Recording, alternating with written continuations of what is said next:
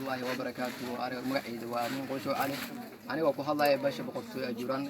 هل كان سقوط ميت وحجرات الأمان وقاشة علماء الدين كا أنت صدام يدمرك أيوة أنت سقوح وأنت كان سقوي مادين أنا وقت كو هذا وعن هل كان أت وقوح ما هي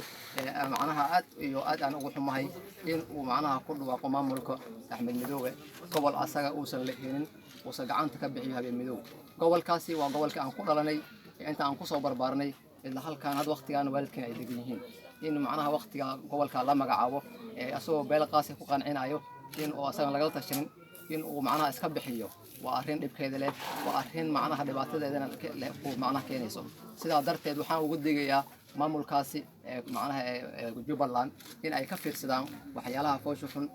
كعيان سيدا درت ما دام الدولة هلك أي كأرمينيسو سؤال اسمه سويدين تمرون وحيت هاي قبل كيا حرينا gobolka aniga xureystay maaha gobolka waxa xureynaa waa ciidamada dawladda Soomaaliya ee federaalka isku jil ay ku Jubbaland ciidamada Jubbaland waa loo dhan yahay ciidamo qabiil ku saleysan maaha ciidamo ku saleysan way Soomaalinimo ku saleysan ciidamadaas waa anaga qayb baan ku leenahay oo qabiilkeena iyo wax kasta way ku jiraan qabiil kasta Soomaaliya degan way ku jiraan ciidamadaasi waa wada jir hal qof hal cod bay ku socdaan codkaasna codka federaalka way sidaa darteed maadaama ciidamada hal ay yihiin waa in la fiiriyo sidoo kale nidaamkan 4.5 ee Soomaaliland lagu soo sameeyay Jabuuti lagu soo sameeyay anaga ma aqoonsanin mana soconayo dawladda Soomaaliya way istaagtay wax allaale wixii jiray wixii hagaagayna waa in dib loo hagaajiyaa wixii halaawi waa in dib loo saxaa laakiin soo waxyaalaha ee lagu kacayo ee qofna aan laga tashanin beelaha halka deega waa in laga tashtaa ee macnaha ranjiidin la sameeyaa aniga kuma qanacsanin mana aqoonsanin maamulkaas hadii mana aqoonsan dooni mana aqoonsanin dadweynaha Soomaalida ee ajuuraan kana ma aqoonsano meel walba dal idin ay ka joogan aniga ma aqoonsanino